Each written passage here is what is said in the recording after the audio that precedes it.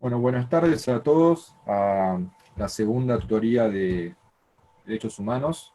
Bueno, me presento, yo soy Matías de la Centeno. Hoy nos acompaña de nuevo el doctor Casay Celis. Como muchos ya saben, desde la Centeno estamos haciendo estas tutorías por el contexto actual de distanciamiento social y preventivo que estamos viviendo y por las dificultades que se están dando de la cursada virtual para dar clases de apoyos a aquellos que no están pudiendo tener clases virtuales con sus docentes, y entre otras dificultades. Y bueno, como siempre, recordarles, importante, vamos a estar transmitiendo en Facebook también esta clase de apoyo, y que queden tranquilos que todas las clases van a quedar guardadas para que puedan volver a reproducirlas cuando se termine. Asimismo, también van a encontrar todo el material de estudio en Conciencia Digital, lo que vamos a ver hoy.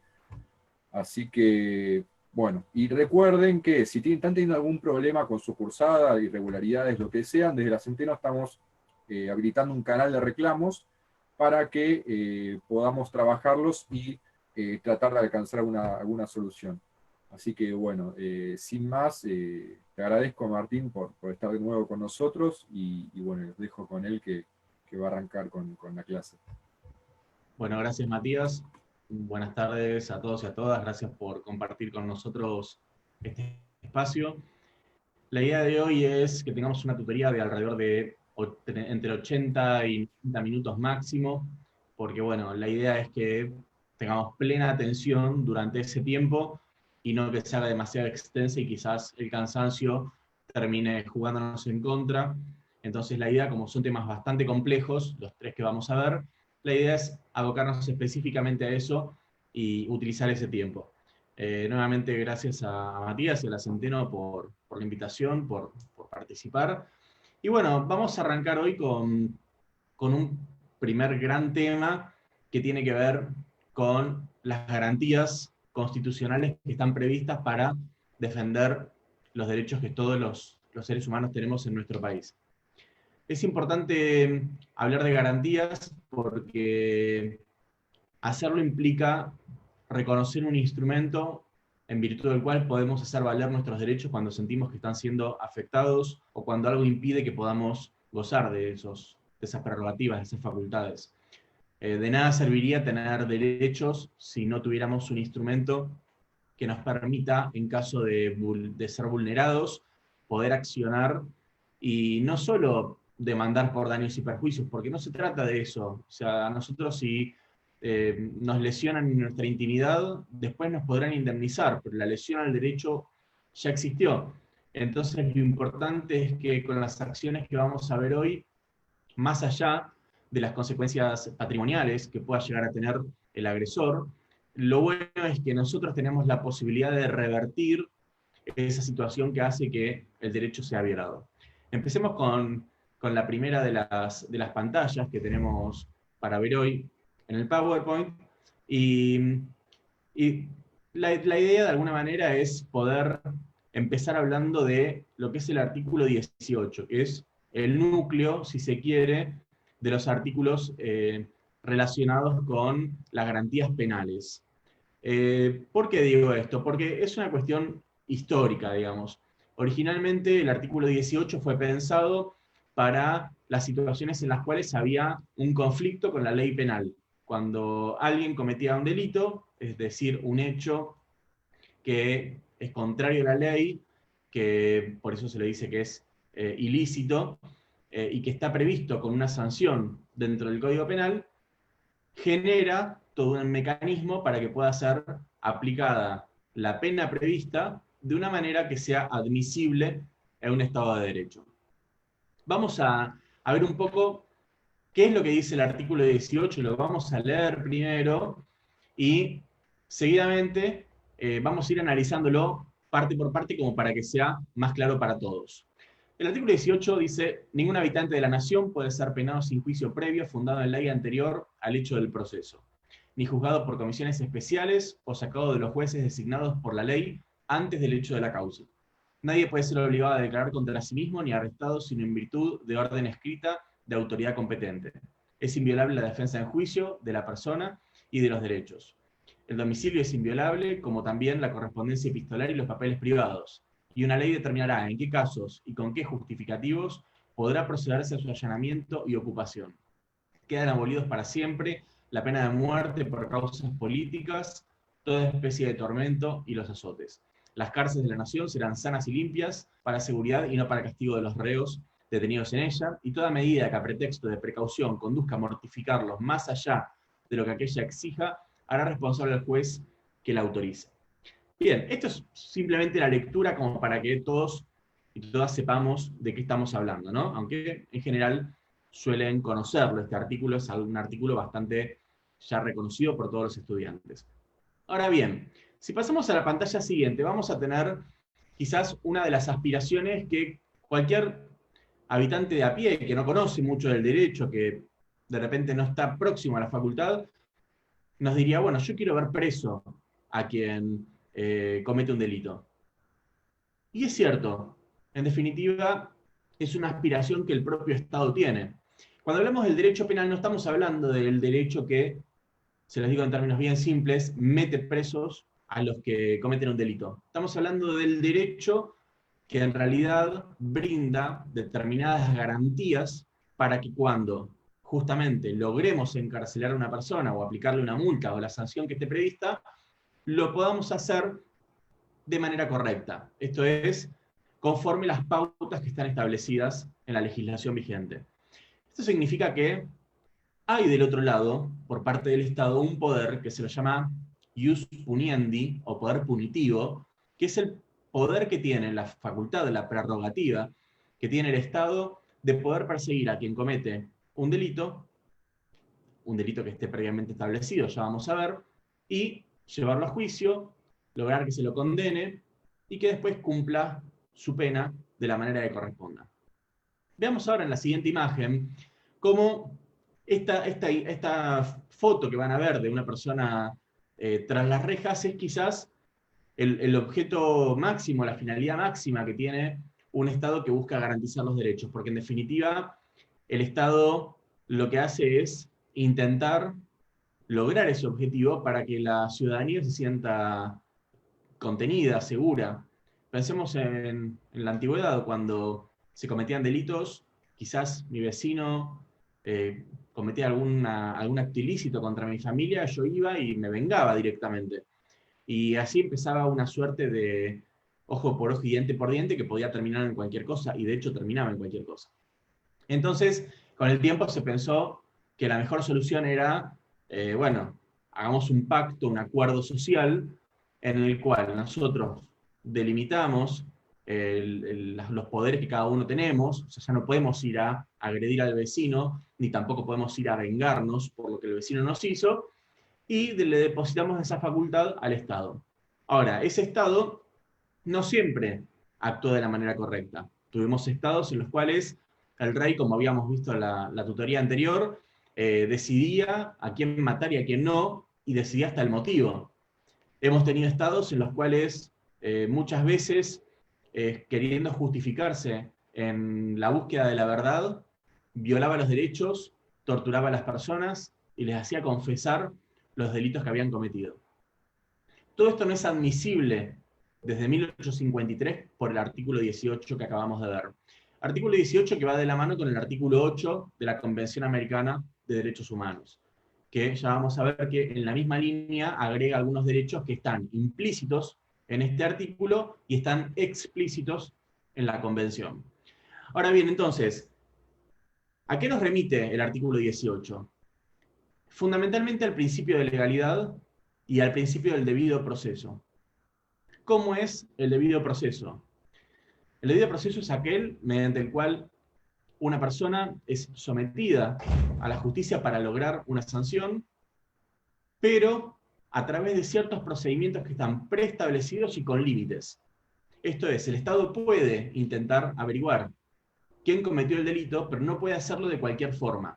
Debe hacerlo de una forma que sea admisible, porque si no estaría actuando de la misma forma en que actuó aquel a quien queremos condenar. Y esto no es admisible en un Estado de Derecho. Entonces, de nada vale torturar a una persona para hacerla confesar. ni siquiera para los que creen que de esa forma lograríamos, de alguna manera, que confiese malas noticias. No siempre esa confesión es real. ¿Por qué? Porque la historia ha demostrado que muchas veces quienes confiesan lo terminan haciendo porque no quieren ser más torturados, no porque efectivamente cometieron aquello que le están endilgando, por lo cual lo están señalando. Entonces, ¿de qué nos sirve que alguien asuma una responsabilidad porque quiere que lo dejen de torturar y prefieren que lo metan preso y no encontrar efectivamente a quien cometió el hecho? Por otro lado, puede que alguna persona haya cometido el hecho y efectivamente sea la que lo está confesando, pero ¿con qué autoridad moral el Estado lleva adelante ese proceso y tortura a una persona para lograr justamente defender la justicia? Es inadmisible, por donde lo podamos ver. Avancemos unas pantallas más. Eh, Ahí tenemos una foto como para graficar un poco esto. Y vamos a ver, vamos a la siguiente, donde tenemos los dos grandes temas vinculados con el artículo 18, uno relacionado con el Código Penal y uno relacionado con el Código Procesal Penal. El primero, lo que nos permite de alguna forma asimilar o tener en cuenta, es que la ley por la cual se está persiguiendo penalmente a una persona tiene que ser anterior al hecho del proceso. Es decir, que nosotros no podemos perseguir penalmente a alguien cuya ley estableció el tipo penal, cuya ley estableció el delito, con posterioridad a esa comisión. Quiero decir, si el hecho se produjo hoy, antes de que se cometa ese hecho, la ley debió haber previsto la existencia no solo del hecho que tipificaremos como delito, sino también la consecuencia que va a tener cometer ese delito, que es la sanción. Ambas situaciones deben estar previstas. Esto significa que de ninguna manera podemos pensar en señalar a una persona como el autor o el partícipe de un delito que no existía al momento de cometerse el hecho. Entonces, para poder subsumir es encuadrar ese hecho bajo la ley previamente debe existir. Y siempre tenemos que partir de la presunción de inocencia, esto es, siempre la persona debe ser tratada como un inocente, aun si tenemos todas las pruebas en contra que ustedes quieran, no importa, siempre tiene que ser tratada de la mejor de las maneras y partiendo de pensar que es inocente, porque lo cierto es que hasta que no se lo condene y esa condena sea efectivamente ratificada a través de un recurso, esa situación procesal no va a cambiar, va a seguir siendo un inocente. Esto desde el punto de vista penal, del principio de legalidad, ley de fondo, código penal que rige para todas las provincias y que es el mismo, no hay dos códigos, porque es el Congreso de la Nación el que tiene la facultad de dictarlo conforme el artículo 75, inciso 12. Ahora bien, en cada una de las provincias y en la Ciudad Autónoma de Buenos Aires tenemos diferentes códigos procesales penales o códigos de procedimientos penales. ¿Por qué? Porque como es un país federal, entonces cada provincia regula los procedimientos que va a aplicar para justamente perseguir y sancionar a quienes cometen los delitos. Estos códigos lo que establecen, y fundamentalmente el Código Nacional, es que debe haber un juicio previo para poder condenar a una persona. Ese juicio tiene que estar llevado adelante por un juez natural. ¿Qué es un juez natural? Es aquel juez que estaba establecido antes de que se cometa el hecho. No es un juez especial, por eso lo van a encontrar ahí tachado en la filmina. No pueden ser comisiones especiales o jueces especiales los que lleven adelante el procedimiento. Tienen que ser los jueces que ya estaban determinados. Esto es para evitar que haya cualquier tipo de manipulación de jueces, como para también de esa manera procurar que la sentencia sea lo más justa posible y no que tenga que ver con alguna cuestión política o con alguna necesidad, a veces estadística, de demostrar a la sociedad que se está persiguiendo delitos y que se los está juzgando adecuadamente, logrando las condenas que uno espera. Digo esto porque cuando uno ve la cantidad de delitos que se cometen y los que efectivamente son condenados van a ver que las condenas son muy pocas frente a la cantidad de delitos que tenemos. También está tachado el presidente de la Nación, porque expresamente el artículo 109 de la Constitución le prohíbe al presidente llevar adelante un juzgamiento por un tipo penal previsto previamente en el Código, y también le impide volver a reflotar causas que fueron ya archivadas o que fueron terminadas. Por otro lado, también del artículo 18 surge que toda persona que es arrestada debe ser arrestada a través de una orden escrita de la autoridad competente. Esta es la regla general. Vamos a tener supuestos, por supuesto, obviamente, casos en los cuales la policía tiene facultades para poder arrestar sin necesidad de tener una orden escrita. Sobre todo esto tiene que ver con los casos de flagrancia. Es decir, cuando se está cometiendo el hecho ahí y la policía interviene, lo que hace es conjurar. Conjurar es interrumpir el curso del delito y arrestar, por supuesto, detener a la persona que lo está cometiendo. Pero inmediatamente se pone en conocimiento del juez y del fiscal de turno. También el procedimiento penal debe ser ajustado a un principio que se llama ne bis in idem, es la forma correcta de decirlo, o non bis in idem, como lo conocen quizás ustedes habitualmente, que es la prohibición del doble juzgamiento, donde no se puede perseguir dos veces a una misma persona por el mismo delito, por la misma causa y en el mismo marco legal. Ya vamos a verlo un poquito más en detalle en un rato. Y finalmente también el artículo 18 establece que el domicilio es inviolable, la correspondencia es inviolable, y también los papeles privados. ¿Por qué? Porque son todas cuestiones que hacen a la intimidad, derecho a la intimidad previsto en el artículo 19 de la Constitución, primera parte, y que de alguna manera también condicionan una investigación. Justamente, si no hay una forma, digamos, totalitaria de poder abarcar todos los delitos, que el Estado pueda perseguir todos esos delitos, sino hay una forma regulada, que no es absoluta, que es relativa. ¿Por qué? Porque tiene que ajustarse a ciertos parámetros. Y si realmente tiene que entrar a su domicilio y hacer un allanamiento, tendrá que hacerlo a través de una orden escrita de la autoridad competente y deberá cumplir además con el objeto que diga esa orden. Les doy un ejemplo que ha pasado muchas veces. Se dice que, se los doy en un término bien burdo, pero para que se entienda. Se robaron, por ejemplo, la turbina de un avión, ¿sí? Y se presume que está en un domicilio. La policía entra con orden de allanamiento, hasta ahí viene todo bien, hay una orden, hay un objeto, buscar la turbina del avión. Y se ponen a revisar los cajones del escritorio donde esa persona realizaba sus labores habitualmente. Y encuentran droga. Entonces uno podría decir, bueno, qué bueno, en el medio del allanamiento descubrieron otro delito. Bueno, no. Probablemente ese procedimiento sea declarado nulo. ¿Por qué? Porque mal podrían haber encontrado la turbina del avión adentro del cajón del escritorio en el cual buscaron.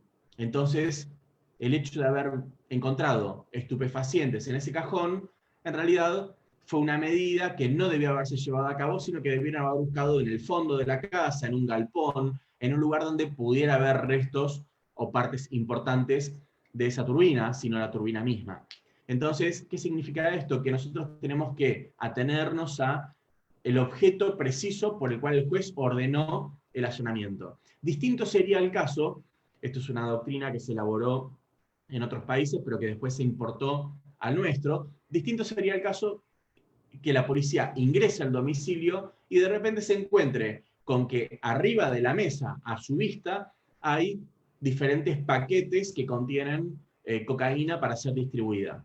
Ahí claramente sí podrían generarse nuevas actuaciones porque en realidad, por los propios sentidos, sin haber hecho nada más que ingresar al domicilio, ya se podía ver el objeto del ilícito. Entonces, de esa manera, ahí sí es viable poder avanzar con una causa, además de la que se está investigando, por estupefacientes.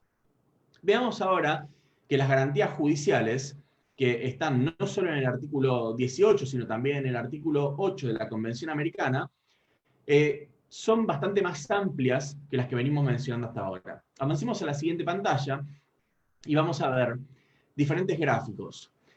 En el primero de los casos significa, vamos a verlos desde arriba hacia la derecha y luego los de abajo. En el primer caso tenemos a una persona, que ahí está representando a un fiscal, que lo que debe hacer como primera medida cuando una persona es acusada de un delito es señalar cuáles son, la acusación que tiene contra esa persona y además del delito que se le imputa, cuáles son las pruebas que hay en contra de la misma. Esta situación suele darse en el momento de la declaración indagatoria. Por eso a veces ustedes se preguntarán quizás por qué tantas veces se escucha en la televisión que tal persona que estaba detenida se negó a declarar. Bueno, es un derecho que tiene el imputado de negarse a declarar. Ahora, ¿por qué lo hace? Bueno, porque muchas veces cuando el imputado va a declarar, todavía no vio cuál es la prueba que tiene en su contra, ni tampoco vio cuál es el hecho que se le está imputando, porque está bajo secreto de sumario. Entonces recién se levanta ese secreto cuando está la primera audiencia de declaración indagatoria. Entonces en ese caso, ¿qué le dice el abogado? Negate a declarar, accedemos al expediente, vemos qué hay en el expediente y después entonces puedes pedir declarar y lo haces, pero ya sabiendo de qué te estás defendiendo. Justamente, a propósito de saber de qué la persona se está defendiendo, en el segundo gráfico van a ver a alguien con diferentes banderitas de colores. Bueno, estas banderitas de diferentes países lo que grafican es la posibilidad de tener un traductor que tiene que ser, abonado por el Estado. ¿Sí? Es un traductor para que la persona que eventualmente no conozca el idioma y cometió un delito en nuestro país tenga la posibilidad de que alguien le informe qué es lo que le están diciendo. Porque si no, difícilmente pueda manejarse, pueda defenderse, pueda hacerse oír si ni siquiera sabe de qué se lo está acusando. En tercer lugar, vemos a un juez con los ojos vendados. Siempre está la imagen de la justicia con los ojos vendados, justamente porque, fíjense, está como queriendo señalar para un lado o para el otro, no sabe bien para dónde señalar, porque en realidad no está viendo. La idea de la justicia que no ve es la idea de una justicia imparcial, que no sabe a quién tiene de cada lado. Por supuesto que lo sabe, pero que no lo sabe en un sentido de subjetividad. No le importa, no tiene por qué tener ninguna situación de cercanía con ninguna de las partes. Tiene que ser objetiva, como toda justicia en cualquier parte del mundo, y resolver conforme a los elementos probatorios que haya. También más abajo tenemos, empezando nuevamente por la izquierda, a la persona detenida con un abogado que va y le dice, mirá, acá está mi designación, yo soy tu abogado, y ese abogado lo que puede hacer junto con el imputado es llevar adelante pericias, como las que vemos ahí en un recuadro más chiquito, llamar a testigos, como en la parte un poco más arriba, donde hay una persona prestando juramento, y después de utilizar todos esos medios de prueba, expresarse, hacerse oír y decir, bueno, ahora voy a hablar yo, y todo lo que tengo para decir es esto. Y ahí se defenderá, sea porque no haya cometido el delito, o sea porque quiera justificarlo de alguna forma, o bien porque procure, como cualquier abogado que está defendiendo a una persona imputada y que se sabe culpable y además en las pruebas mismas surge esta situación, intentar por lo menos que la pena sea la menor posible. Después podremos debatir, cuestionarnos si está bien, si está mal. Bueno, el abogado no tiene por qué compartir, ni comparte, por supuesto, seguramente lo que la persona hizo, pero en definitiva, como es una parte de la Administración de Justicia, brinda su apoyo para que todo juicio pueda llevarse adelante, porque en definitiva, sin un abogado no habría ningún juicio válido. Forma parte del debido proceso legal, porque hace al derecho de defensa técnica. ¿Sí? Sin abogado no hay defensa técnica. Finalmente, con todos esos elementos, tenemos al juez ahí leyendo la sentencia, dice que en general va a ser un tribunal en nuestro país, salvo para algunos tipos de juicios como los correccionales, va a ser siempre 3 jueces, y la sentencia debe ser, por supuesto, fundada, basada en la sana crítica, esto es, en el razonamiento que el juez puede alcanzar a través del análisis de las pruebas y de lo que dijeron ambas partes. Y digo, bien, ambas partes porque nuestro derecho penal, o procesal penal, mejor dicho, está basado en un esquema acusatorio, en el cual el fiscal es el que imputa, o la querella también, puede estar acompañando, y el defensor es el que justamente hace las veces de defensa técnica del imputado. O sea que tenemos dos partes que están de algún modo enfrentados, el fiscal representando al Estado, la querella representando al eventual damnificado que hubo,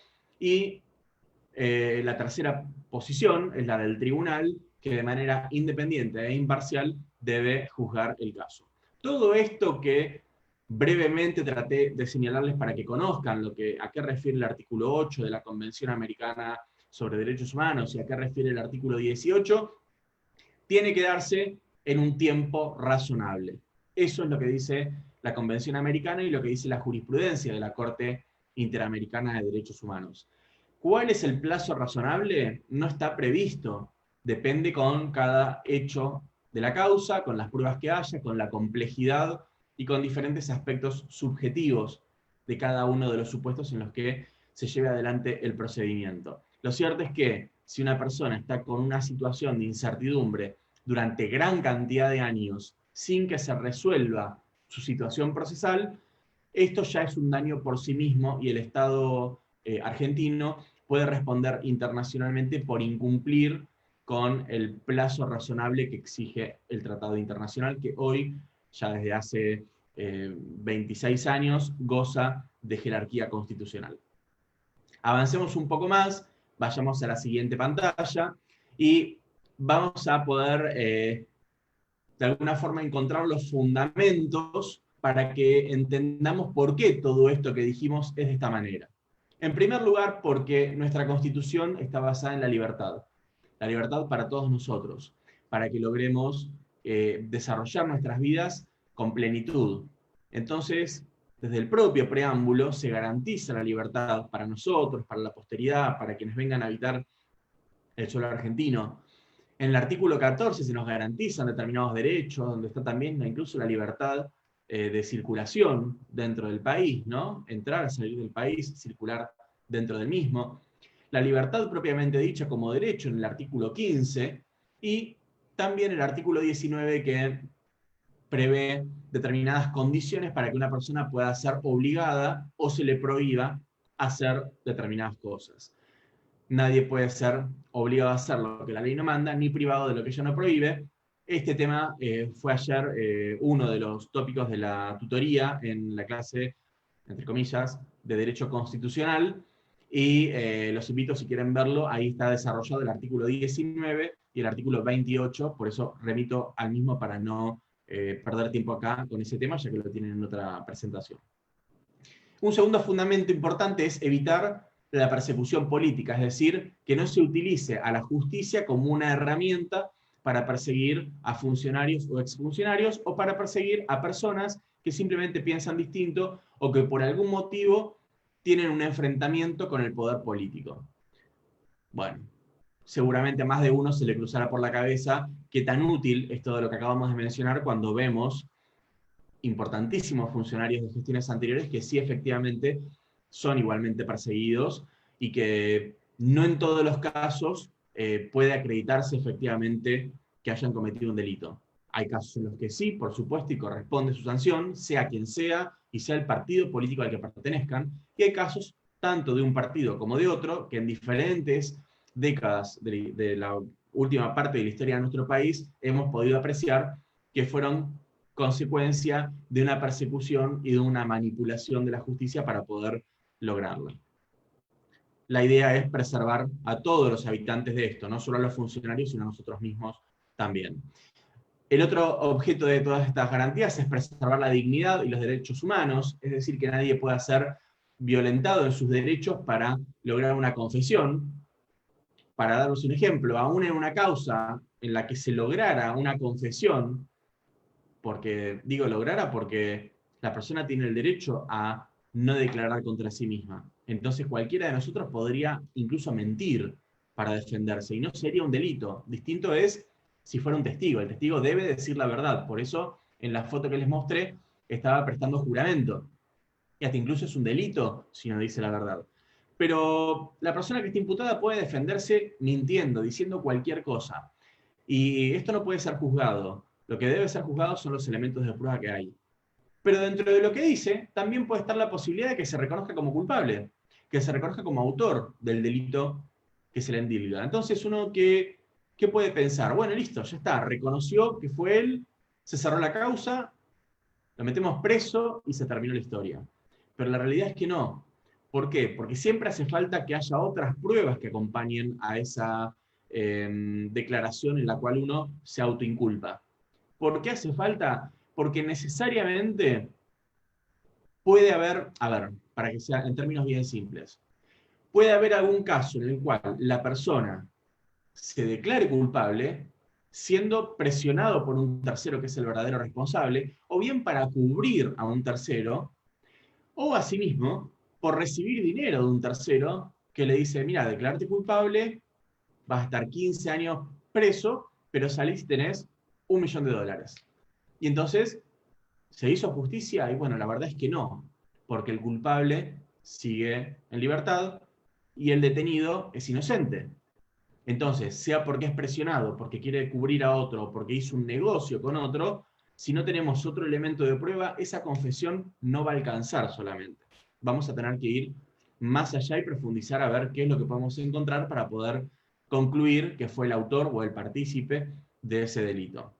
Les digo, para que no se preocupen, ya quizás lo deben saber, pero por las dudas, no hace falta que estén como locos. Yo sé que hablo rápido, pero es la única forma también de que podamos brindarles todos los temas. Después lo pueden ver, pueden encontrar alguna forma de ponerlo más lento para que verme hablar más despacio.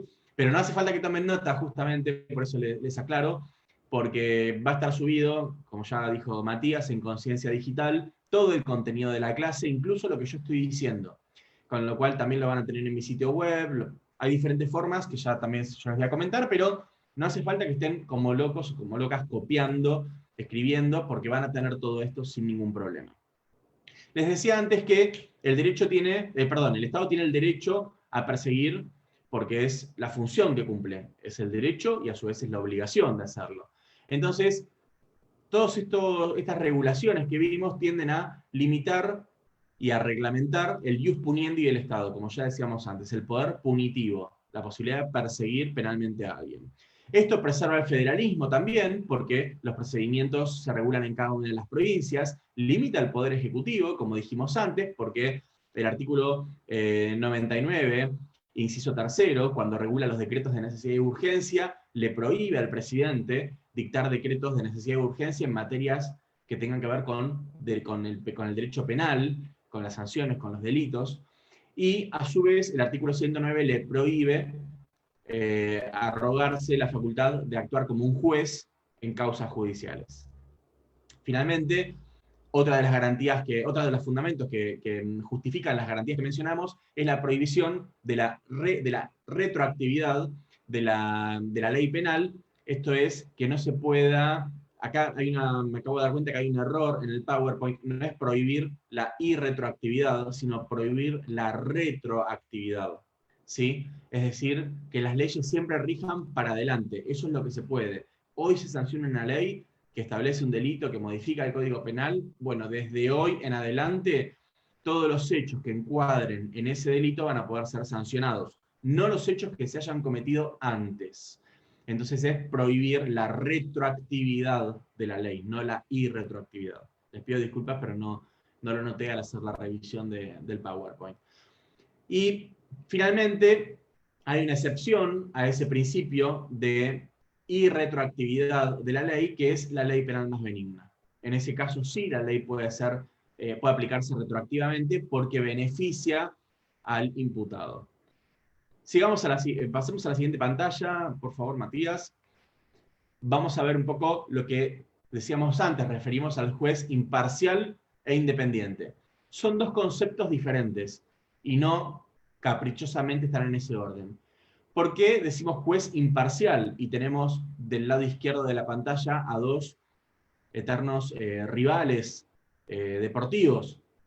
Bueno, porque la idea del juez imparcial es que esté en el medio de esos dos que están enfrentados y que decida, en definitiva, conforme los elementos de prueba que haya. Que no sea parcial significa que no tome postura en favor de ninguna de las partes que intervienen en el juicio o en el caso, porque debe basarse únicamente en los elementos de prueba que existan. Y cada una de las partes, en un juicio penal, será el fiscal y el imputado con su defensor.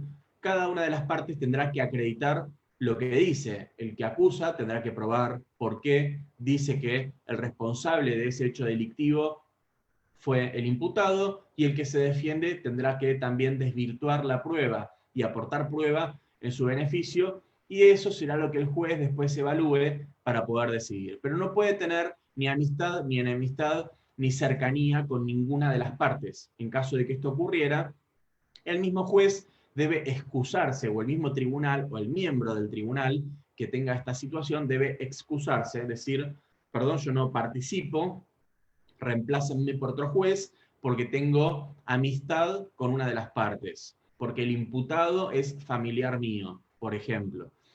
Y si alguna de las partes sabe esto, que el juez no blanqueó, no contó, puede plantear su recusación, es decir, puede plantear que se lo cambie por otro juez por estos mismos motivos. Ahora, cuando decimos independiente, lo tenemos del lado derecho de la pantalla, y abajo tenemos a los tres poderes del Estado: el poder legislativo en primer lugar, el poder ejecutivo y el poder judicial. ¿Por qué el juez debe ser independiente? ¿O qué significa, mejor dicho, que el juez sea independiente? Que tenga la posibilidad de decidir el caso sin injerencias de ninguno de los demás poderes, ni tampoco del propio poder al que pertenece. Esto quiere decir que ni el presidente, ni un legislador, ni un diputado, un senador, nadie, ni un ministro, ni un secretario que funcione dentro de la administración pública, puede decirle, che, fíjate en este caso tal cosa, o no mires, o mirá. Tuvimos hace unos días un caso bastante conocido con el memorándum vinculado con Irán, donde una jueza del Tribunal de Casación salió a confesar que había sido presionada durante el año pasado para reflotar la cuestión del memorándum con Irán. Y bueno, ahí, más allá de que habrá que probar esta situación, lo cierto es que estamos en un claro caso. En ese caso ella manifestó que era alguien del Poder Ejecutivo quien la presionó. Estamos en un caso donde concretamente hay una, digamos, influencia por parte de uno de los poderes sobre el otro y sobre la persona en particular de un juez, en este caso la doctora que salió a mencionarlo en un programa radial hace apenas unos 3 o 4 días. Entonces, juez independiente de todos los poderes, incluyendo del propio poder al que pertenece, no pudiendo dejarse llevar por nada que le diga, ni incluso otro juez al cual le comente su caso. El juez no puede hablar del tema con nadie. Tiene la obligación de guardar el secreto profesional de la misma forma que los abogados que intervienen en las causas. Pasemos a la siguiente pantalla, Matías, y vamos a ver entonces que si se dan las garantías judiciales del artículo 18 y del artículo 8, las que mencionábamos del Código Penal, las que mencionábamos del Código Procesal Penal, y el juez dicta una sentencia, podremos entonces tener a una persona tras las rejas de manera lícita. Entonces, ¿qué se requiere? Todas las garantías que hablamos, un juez que sobre el imputado actúe de manera, digamos, imparcial, con independencia de criterio, y que finalmente, fundando su decisión, dicte una sentencia en la cual se lo condena a cumplir la pena de prisión. Vamos a ver ahora a continuación, en la siguiente pantalla, que hay algunas condiciones para que esa sanción sea ejecutada. ¿Cómo debe ser la sentencia? Debe ser justa y razonable. Debe establecer una pena que sea la proporcionada dentro de la escala que hay con relación al hecho que se cometió, basada en la escala que fija el Código Penal, con un procedimiento ejecutado conforme lo que dice el Código Procesal Penal, en un plazo razonable. ¿De qué manera se llega a esa sentencia? Evaluando las pruebas judiciales que tenemos, todas. La prueba testimonial, la prueba documental, los diferentes procedimientos policiales que se hayan elevado con el sumario, o los que después la policía en función de policía judicial haya cumplido, Y si se da todo eso con un abogado defensor que también lea el expediente y que garantice la defensa de la persona, recién ahí, en ese momento, podremos encarcelar a alguien y hacerle cumplir una pena. Ahora bien, pregunta, ¿las cárceles de hoy tienen algo que ver con la foto que tenemos ahí de una cárcel? Para el que no la conoce, le confirmo las sospechas. No, no tiene nada que ver con una cárcel de la Argentina de hoy. ¿Cómo dice el artículo 18 que deben ser las cárceles? Sanas y limpias, y deben ser seguras. Es decir, cualquier cárcel como la que hoy estamos viendo muchas veces en los medios de comunicación o que ya tendrán oportunidad de visitar, les va a hacer notar que estamos muy lejos de esa intención que desde 1853 fue plasmada en la Constitución Nacional. Esas cárceles tienen que permitir además una comunicación con el exterior y tienen que permitir incluso hasta la educación de la persona que está detenida, porque el único derecho que se le limita, que se le restringe, es la libertad ambulatoria. Después tiene derecho a la intimidad, tiene derecho a educarse, tiene derecho a estudiar, me refiero, ¿no? A expresarse, a relacionarse con su familia, a ser tratado dignamente, tiene todos los mismos derechos. Ahora bien, yo puedo entender que ustedes o cualquier persona que ustedes conozcan les digan, cometí el delito, que se pudra en la cárcel. ¿Por qué tenemos que mantener cárceles limpias? ¿Por qué hay que darles beneficios? Bueno, estos días estuvo este tema reflotado por el tema del coronavirus. Les adelanto, a ver, mi postura no tiene por qué ser la de ustedes, ni por qué ser la de la Centeno, pero es importante que tengamos en cuenta que siempre tiene que haber un sano equilibrio entre que una persona que está detenida cumpla la pena en las mejores condiciones y también que la sociedad se sienta segura y no tenga por qué tolerar nuevas agresiones de la persona que ya cometió un delito.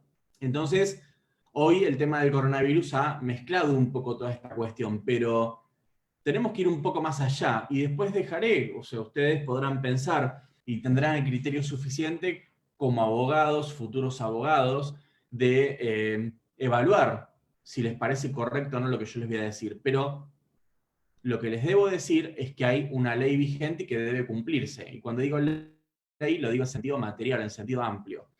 La pena en la República Argentina tiene como finalidad la resocialización de la persona. ¿Esto qué significa? Que se la pueda recuperar del hecho que cometió, que luego de ser resocializada pueda reinsertarse socialmente y a su vez seguir con su vida como si nunca hubiera pasado nada.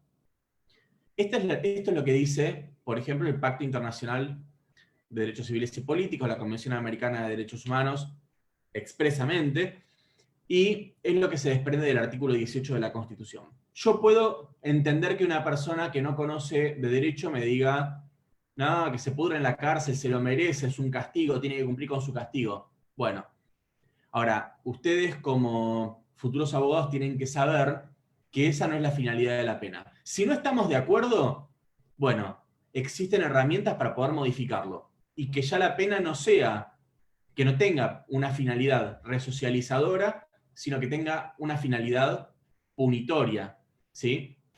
Retributiva. ¿Qué significa? Que sea un castigo. Pero hoy no es un castigo, ni debe serlo. Quizás sí en cómo se desarrolla en la realidad, pero no normativamente hablando. Entonces, nunca nos olvidemos de esto. En cualquier discusión podremos discutir de muchas cosas, si estamos de acuerdo o no, pero siempre tenemos que tener en cuenta lo que dice el derecho vigente. Y hoy dice que las cárceles deben ser sanas y limpias y deben servir para resocializar a las personas y no para castigarlas. Después queda a libertad de opinión de cada uno y de pensamiento sobre si esto es correcto o no es correcto. Así que bueno, pasemos ahora sí, a la siguiente pantalla, donde ya nos empezamos a meter en el segundo tema que tenemos para el día de hoy, que es la acción de amparo. La acción de amparo es la segunda de las grandes garantías que vamos a ver hoy y que ya no está relacionada directamente con los detenidos o con los delitos que puedan estar previstos en el Código Penal, sino que está vinculada directamente con los derechos, las prerrogativas, las facultades que tenemos todos los habitantes de nuestro país. La acción de amparo fue creada pretorianamente, fue creada por los jueces a través de dos fallos, el fallo Siri y el fallo Cot, de 1957 y 1958 respectivamente. Esto fue dictado como una especie de decisión de los tribunales de poder avanzar en situaciones en las cuales no se había resuelto un derecho que estaba siendo evaluado en una causa judicial. Es decir, una persona que veía que su causa no estaba funcionando de la manera correcta, recurrió a la justicia y dijo, bueno, a ver cómo resolvemos esto. En Siri y en Cot, lo que tenemos son dos casos en los cuales uno no recurre a la justicia porque considera que está siendo afectado puntualmente por alguien en concreto y entonces lo demanda por daños y perjuicios. En realidad, lo que hace es recurrir a la justicia para decirle al Poder Judicial, fíjate lo que me está pasando con esta autoridad pública. Esto pasó en Siri, con esta autoridad pública. Está violando mis derechos. No te estoy pidiendo que me indemnice, te estoy pidiendo que hagas que mis derechos sean garantizados, que yo pueda ejercer mis derechos. En cambio, en COT, una persona fue a la justicia y dijo, yo necesito que mis derechos sean garantizados frente a esta persona, frente a este particular. En el primero decíamos autoridad pública, en el segundo frente a un particular. Son las dos variantes que hubo en fallos judiciales que generaron la posibilidad de recurrir a la justicia, les reitero, no para demandar daños y perjuicios, sino para asegurar el ejercicio de un derecho que hasta ese momento estaba desprotegido. ¿Qué significó esto? Significó que el Poder Judicial sometiera de alguna forma al Poder Legislativo porque terminó regulando un instituto que debía haber sido regulado por ley a través de dos fallos judiciales. Fue así como entonces, 8 años después del segundo fallo de Cot, llega la ley 16986, que es la ley de amparo que todos conocemos y que hasta el día de hoy sigue vigente, con algunas limitaciones que ya vamos a ver, porque quedó derogada a través de la incorporación del artículo 43 de la Constitución Nacional en algunos de sus artículos. Esta ley, en realidad, lo que procuró es, si bien reglamentó la acción de amparo y puede ser visto como algo positivo, a su vez estableció tantas limitaciones que en la práctica terminaba imponiéndole límites a esta garantía. Si nos hubiéramos quedado solo con los fallos Siri y Cot de la Corte Suprema de Justicia, hubiéramos tenido un amparo mucho más amplio que el que después la ley receptó en 1966.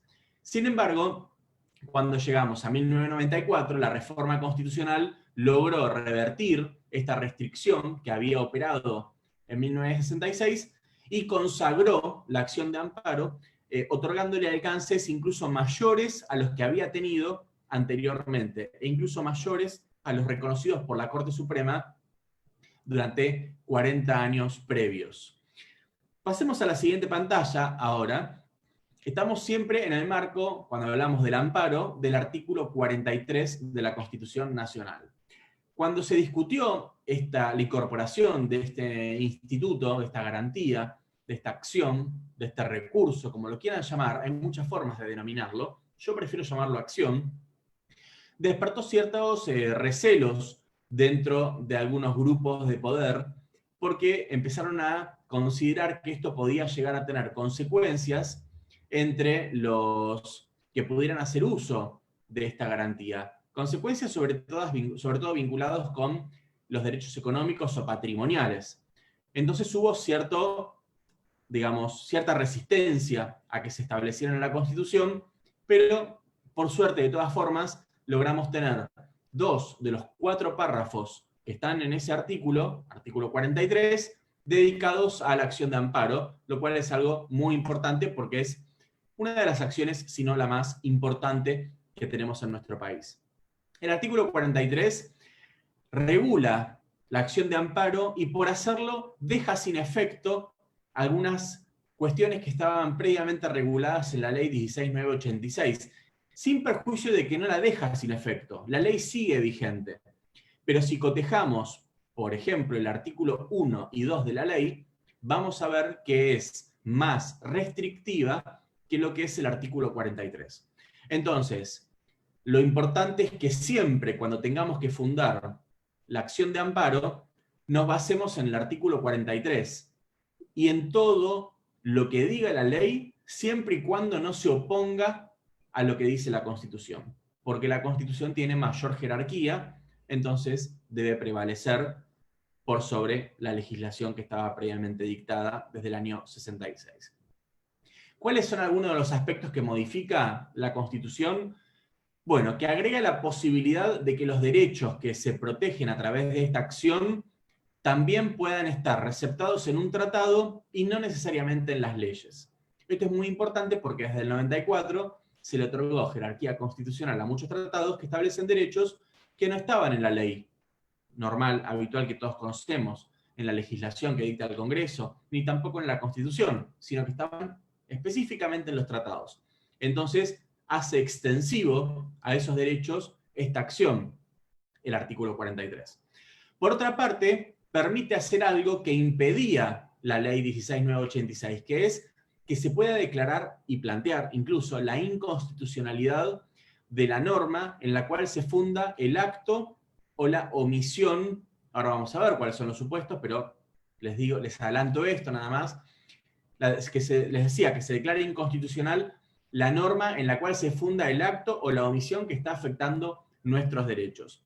Y por otra parte, como tercer gran tema importante de incorporación en el artículo 43, es la incorporación de los derechos de incidencia colectiva, derechos sobre el medio ambiente, sobre el patrimonio cultural, sobre los derechos de consumidores y usuarios de bienes y servicios, entre otros, legitimando al defensor del pueblo y a las asociaciones que propenden a esos fines para poder también interponer este tipo de acción.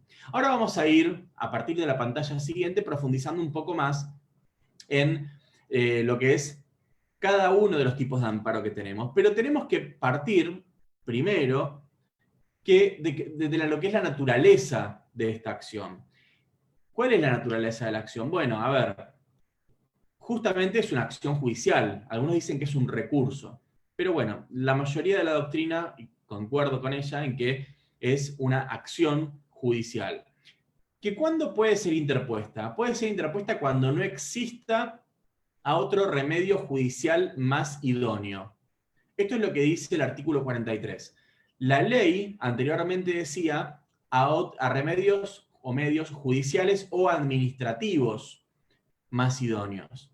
Entonces, la pregunta que surge es, ¿tenemos que primero agotar todas las vías administrativas frente a un hecho en el cual la administración esté violando nuestros derechos para poder ir al amparo? ¿O directamente podemos recurrir a la acción de amparo?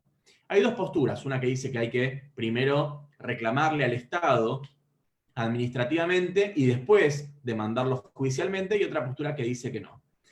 Según lo que surge de las discusiones parlamentarias, perdón, de las discusiones del Convencional Constituyente de 1994, es que se quiso adherir a esta segunda postura, es decir, que no haga falta agotar las vías administrativas, los reclamos administrativos, para poder presentar una acción de amparo en la cual el demandado sea el Estado Nacional.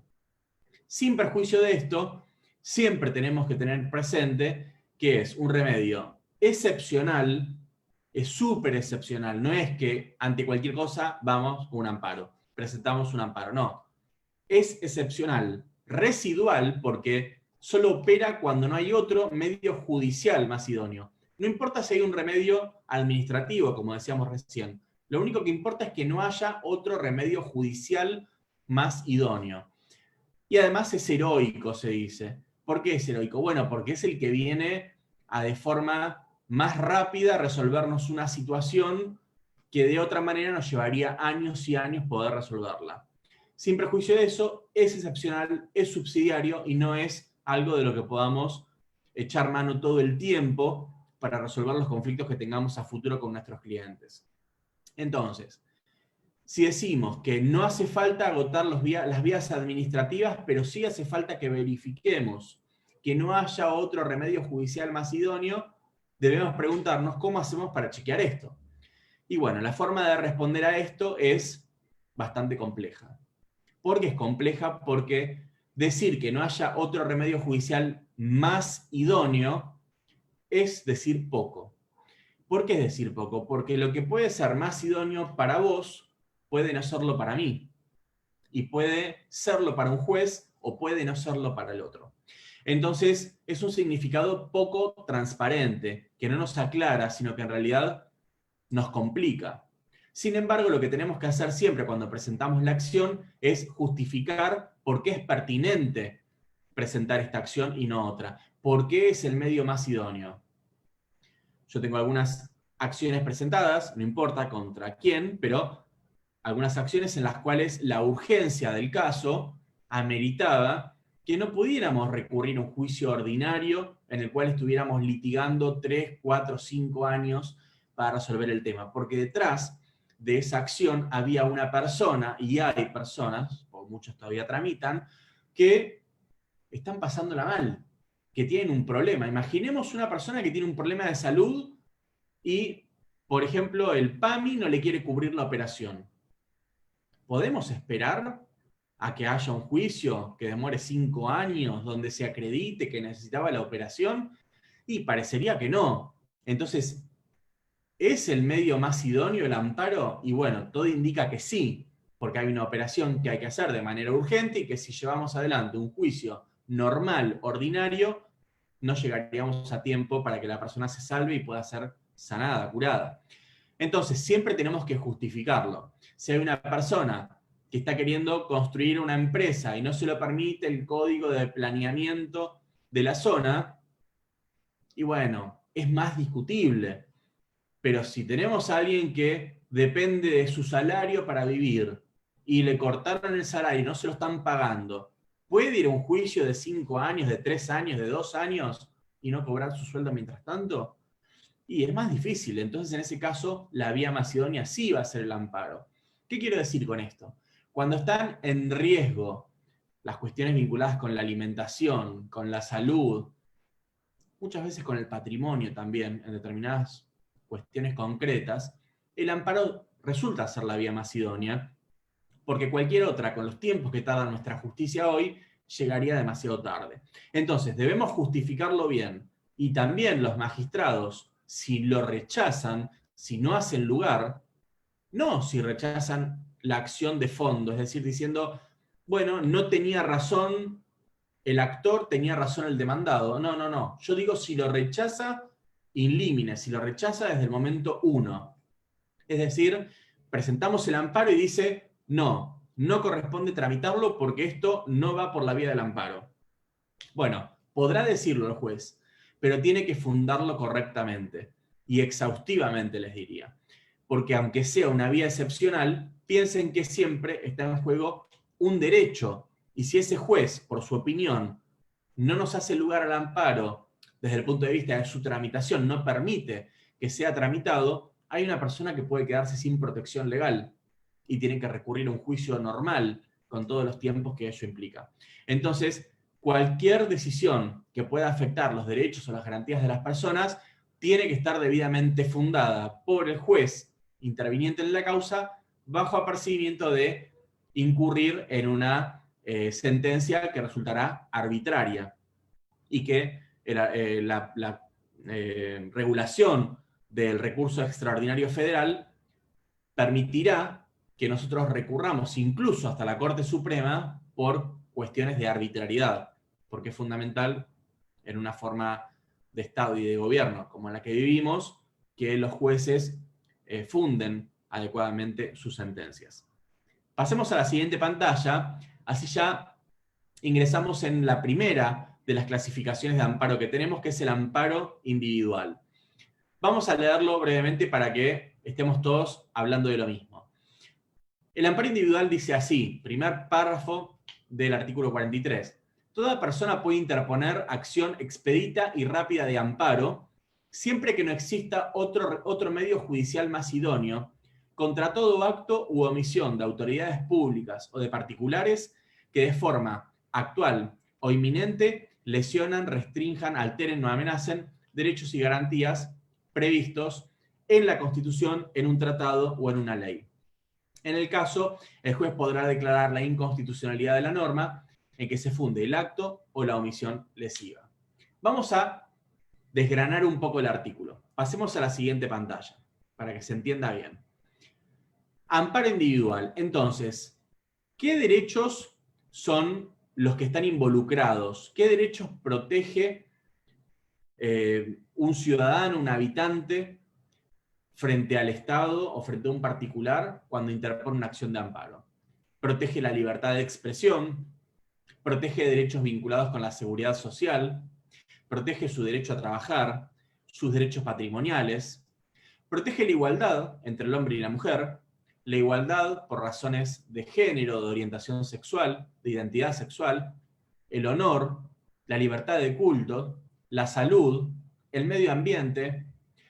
Todos estos derechos y muchos otros más, siempre que estén previstos en la Constitución, en una ley o en un tratado, van a poder ser protegidos a través de la acción de amparo. Todos. Incluso, como pueden ver ahí, el medio ambiente. Ya veremos que hay una regulación específica para este tipo de derechos, pero de todas maneras, la persona individualmente, en el amparo individual, puede utilizar esta herramienta para poder defender su derecho.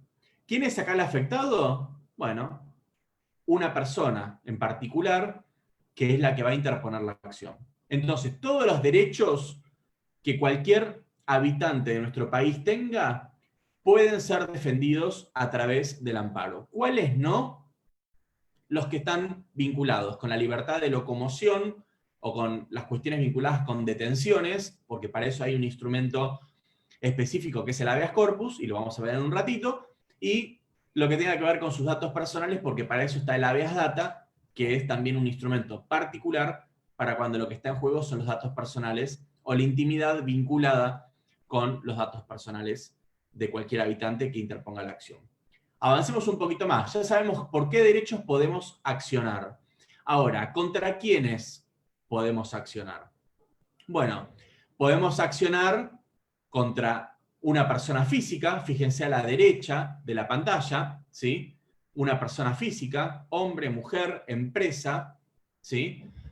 En el extremo superior está la silueta de un hombre y abajo de todo hay un edificio que simboliza a una persona jurídica, a una empresa, a una fundación, a una asociación o a cualquier otra persona jurídica de las previstas en el Código Civil.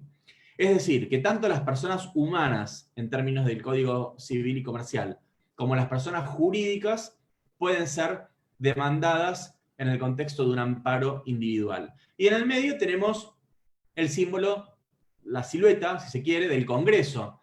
¿Por qué? Porque también las autoridades públicas pueden ser demandadas en una acción de amparo.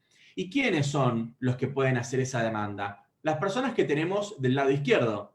Ahí vemos una persona enferma, una embarazada, una persona mayor, una persona que tiene un problema de salud, o que está trabajando, o que le robaron sus depósitos, una persona que ejerce un culto, o que tiene una identidad sexual diferente, un niño a través de la representación de sus padres, cualquiera que se vea afectado, sin importar de qué país es, por eso las banderitas, simplemente por el solo hecho de que cuando esté en nuestro país de manera permanente o transitoria, sufra un menoscabo, una alteración, una lesión sobre sus derechos, puede ir y demandar a quien corresponda. Ni siquiera hace falta que sea un habitante de nuestro país. Alguien que ocasionalmente está en nuestro país y ve afectados sus derechos, puede recurrir a la justicia utilizando esta acción también. Esto se los aclaro porque hay algunos libros que les van a decir que no, pero la realidad es que no es correcto. Cualquier persona que ocasionalmente esté también puede iniciar esta acción. Pasemos a la siguiente pantalla.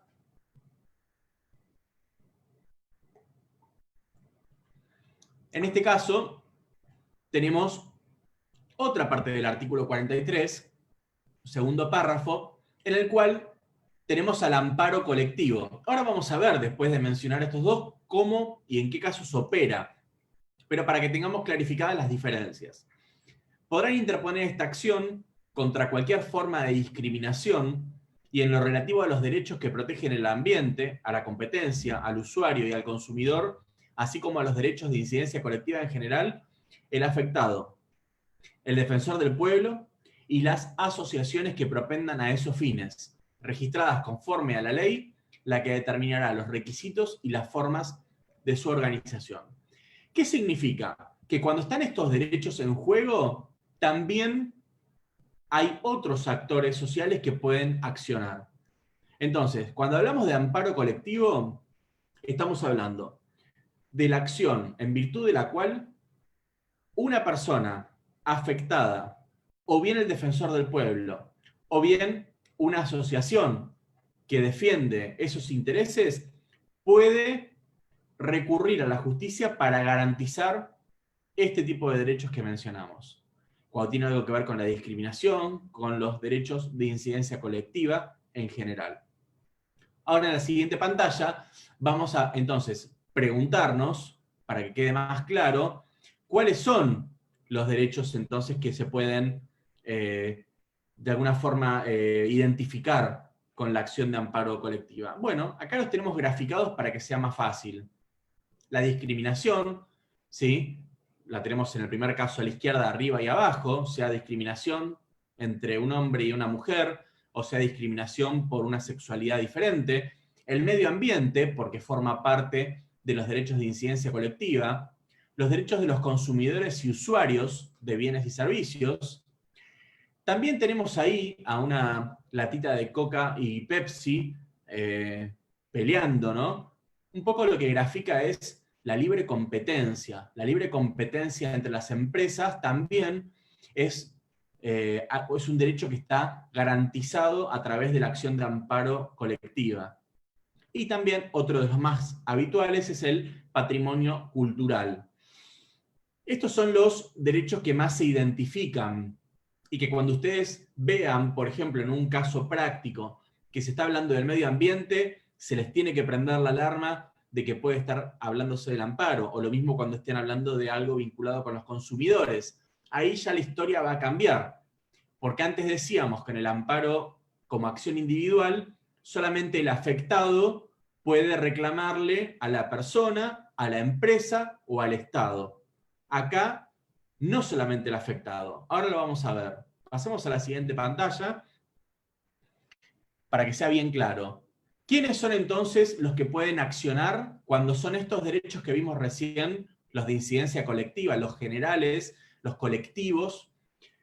¿Quiénes son los que pueden demandar entonces? Bueno, puede demandar el propio afectado, el defensor del pueblo y alguna asociación que propenda a esos fines. Por ejemplo, ahí pusimos ADECUA, que es la Asociación de Defensa de Consumidores y Usuarios de Argentina.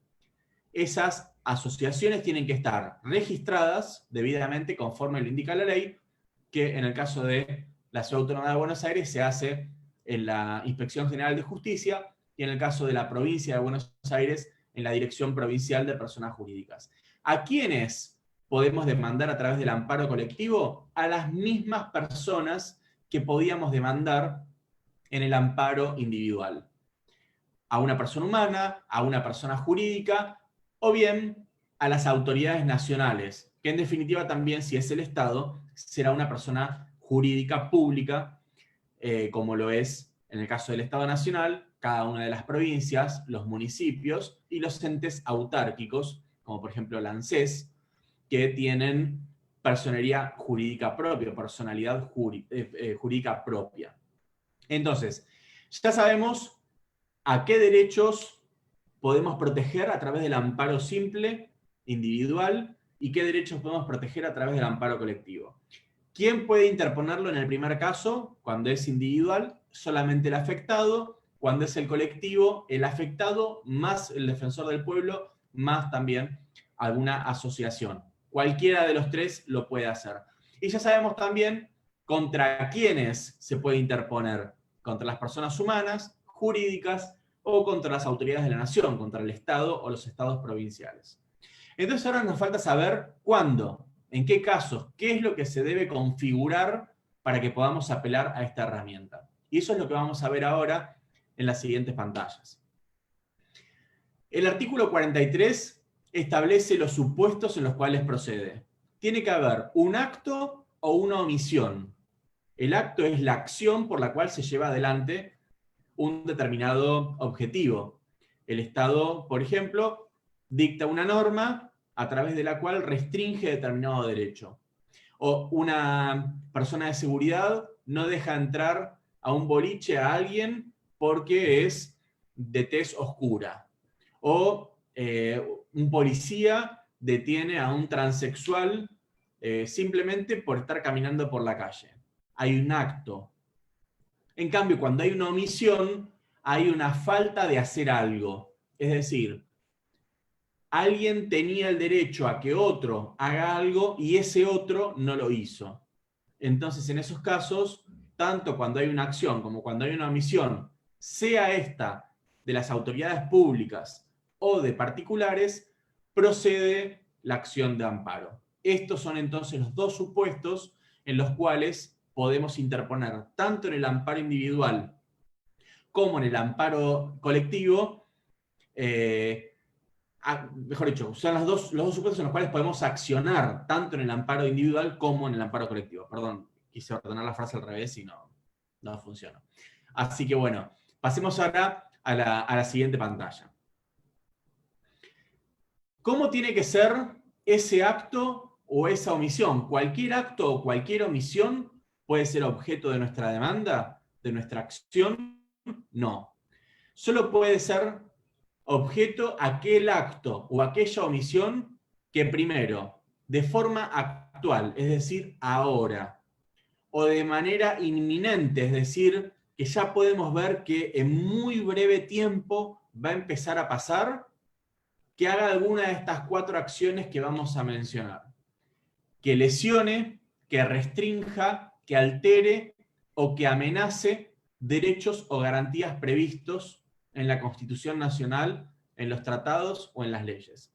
Si ese acto o esa omisión hoy o en el breve tiempo que falta va a lesionar, restringir, alterar o amenazar un derecho que nos pertenece, entonces estará configurado el supuesto en virtud del cual podemos presentar la acción de amparo y en virtud del cual también podremos demandar a un particular o a las autoridades públicas, como dijimos recién.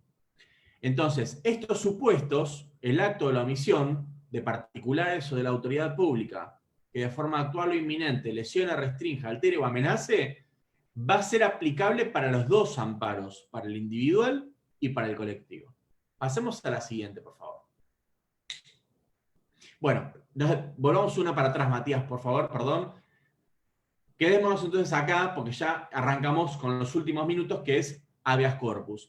Quiero comentarles un poco lo que hace a la práctica judicial, porque me ha pasado en la experiencia personal de escuchar que me digan, no, el profesor me dijo que el amparo se presenta y en 24 horas se resuelve. Bueno, la realidad es que esto no pasa. O sea, les tengo pésimas noticias, porque yo también pensaba lo mismo. Les digo más, pensaba lo mismo incluso ya después de recibido, cuando presenté mi primer amparo, y me di cuenta que no era así. Y no solo me di cuenta que no era así, cosa que sospechaba, sino que además me di cuenta de que no era ni cerca así, sino que eran días, sino que eran meses lo que podía llegar a tardar una acción de amparo.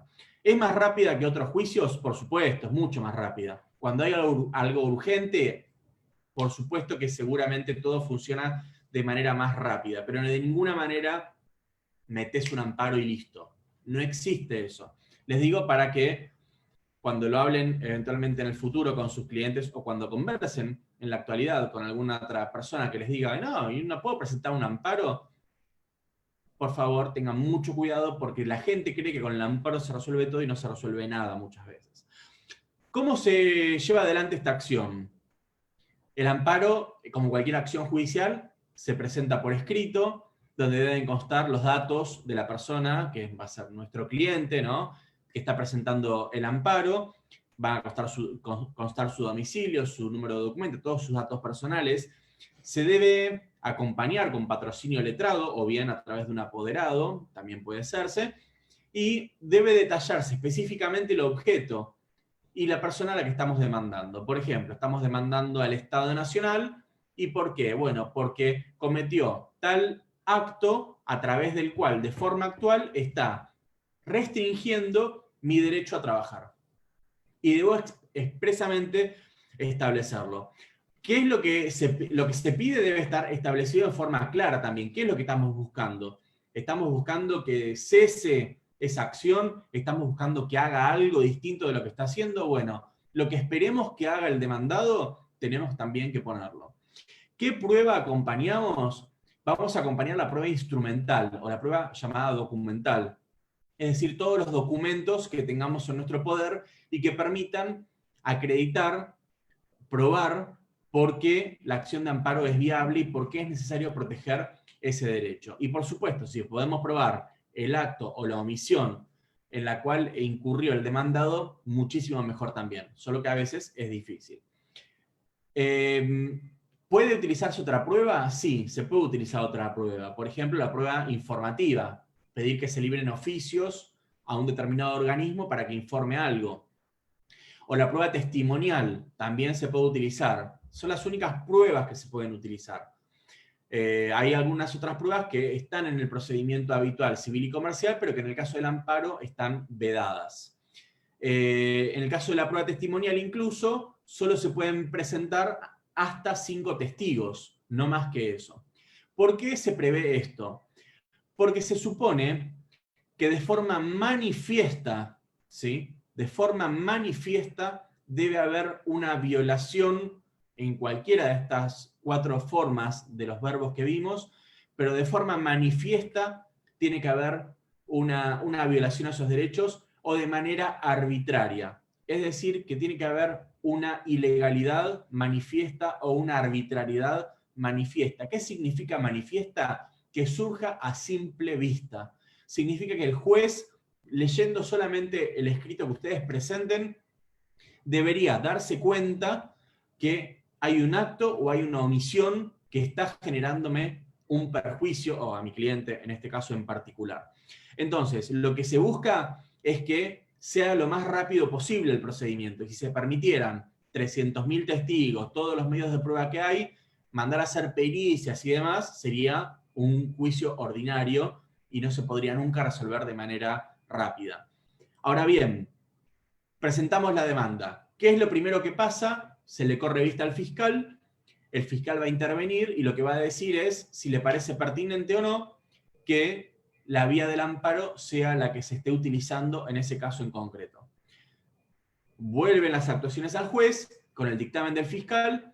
En el caso de que haya menores, se manda a la unidad de letrados móviles de la Defensoría General de la Nación o al defensor de menores, como lo quieran llamar, y lo que se trata de resolver en ese primer auto que va a salir, en esa primera resolución, es la admisibilidad del amparo, y en caso de que no sea admisible, el juez va a tener que fundamentar adecuadamente por qué rechaza la acción sin darle siquiera trámite. ¿Ante quién interponemos esta acción?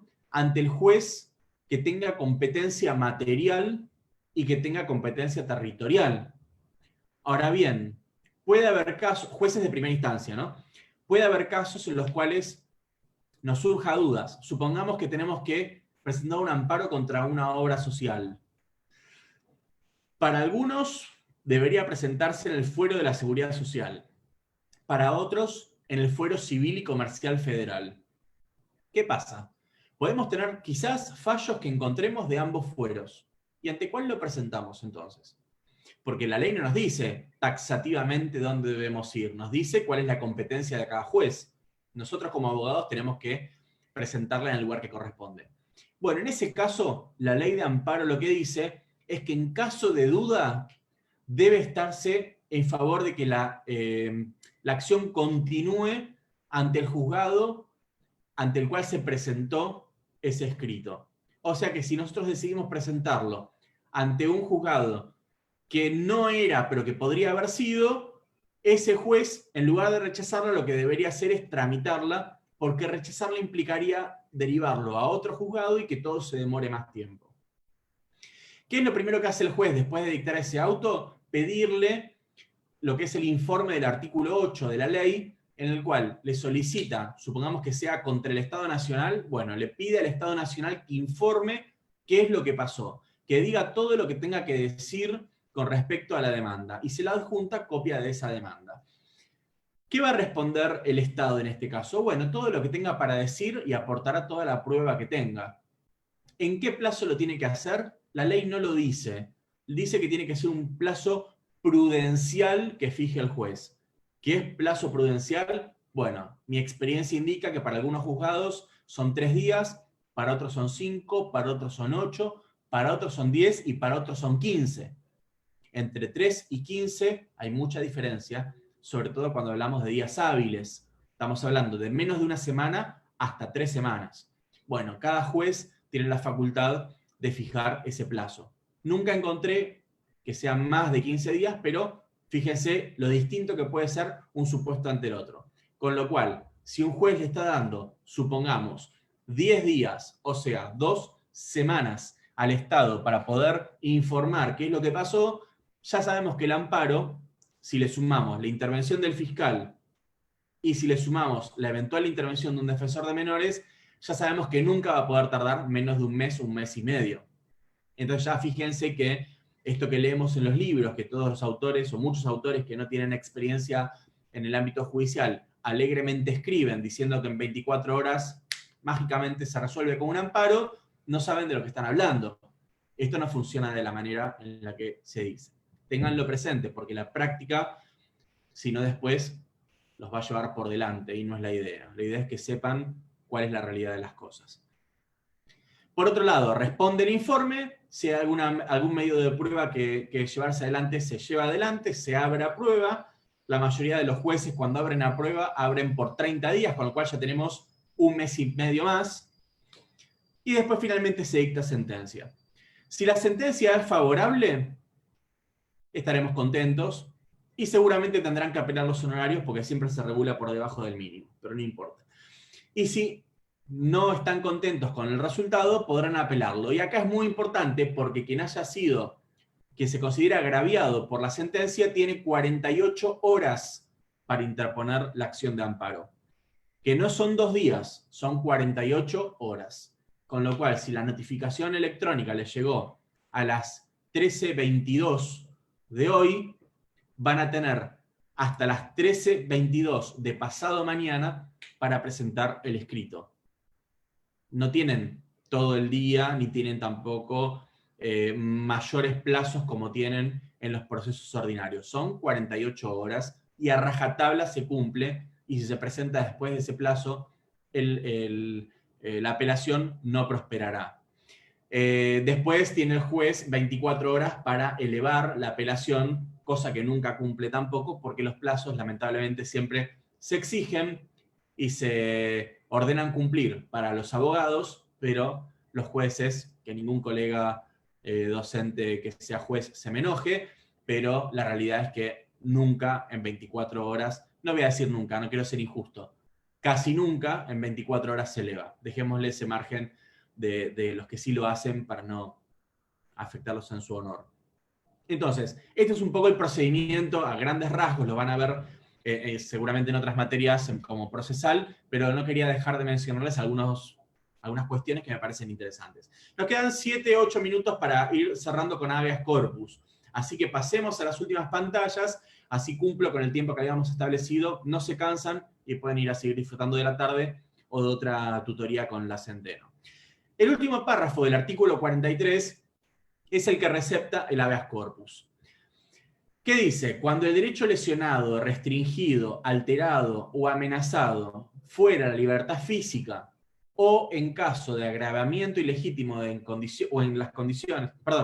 agravamiento ilegítimo en la forma o en las condiciones, ahí va, de detención o en el caso de desaparición forzada de personas, la acción de habeas corpus podrá ser interpuesta. por el afectado o por cualquiera en su favor, y el juez resolverá de inmediato, aún durante la vigencia del estado de sitio. Esto es importantísimo, porque aún en el estado de sitio rige el amparo, se puede presentar igual, y les diría más que nunca. Entonces, voy a decir algo que muy cuestionable académicamente, pero muy práctico para que ustedes lo entiendan. Es el amparo de la libertad física, ¿sí? Cuando está afectada la libertad física, el amparo, la forma que el amparo adopta, se llama habeas corpus. Y está receptado en el último párrafo, como decía, de la ley, del artículo 43, sin perjuicio de que hay una ley, que es la 23.098, que también lo regula en todo lo que no se oponga a este artículo 43, que se incorpora también, por supuesto, en 1994, antes de cuya fecha no existía. Pasemos a la pantalla siguiente. Vamos a tener entonces, la primera gran pregunta es, ¿cuándo puede interponerse una acción de amparo? Una acción de habeas corpus, perdón. Cuando esté involucrada la libertad física o ambulatoria, primer supuesto. Cuando haya alguna cuestión vinculada con las condiciones en las cuales se está llevando adelante una detención, segundo supuesto. Y frente a casos de desaparición forzada de personas.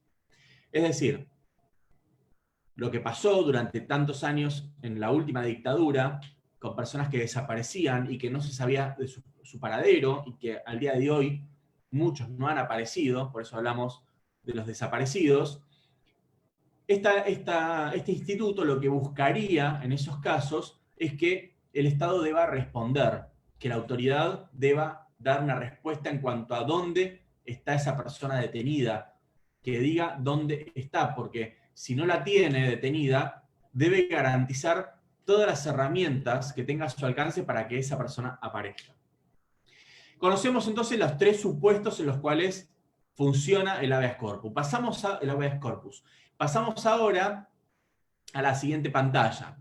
En la siguiente vamos a ver, si mal no recuerdo, los tipos de habeas, ahí está, los tipos de habeas corpus que podemos tener. Siempre recuerden que los tres supuestos son los que mencionamos antes.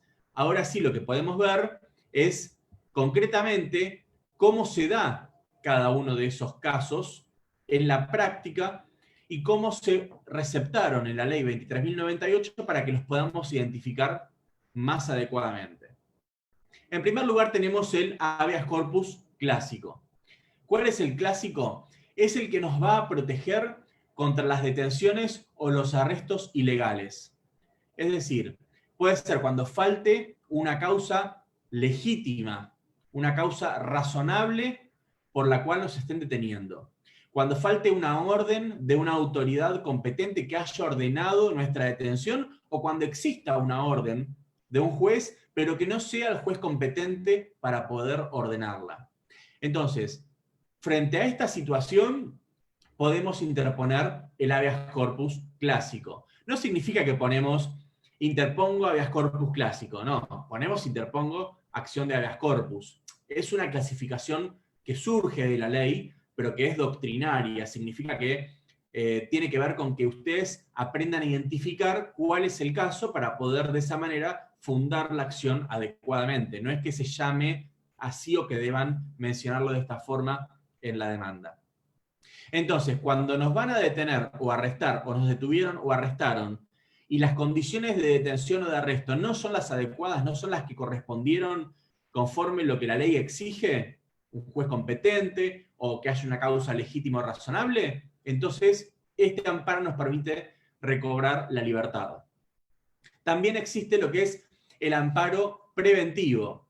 ¿A qué nos referimos con esto? Aquel que nos protege de amenazas a la libertad ambulatoria, pero amenazas que no tienen que ver con que haya una detención o un arresto, sino con que presumimos que por lo que está pasando podría llegar a ocurrir.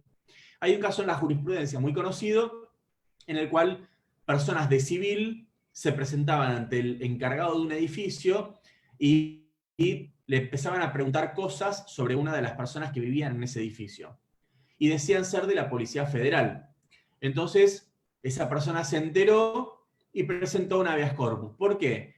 porque dijo, si está la Policía Federal averiguando cosas sobre mí, preguntándole al encargado, preguntándole a los vecinos, me la veo venir que en cualquier momento van a caer y me van a arrestar, o me van a detener.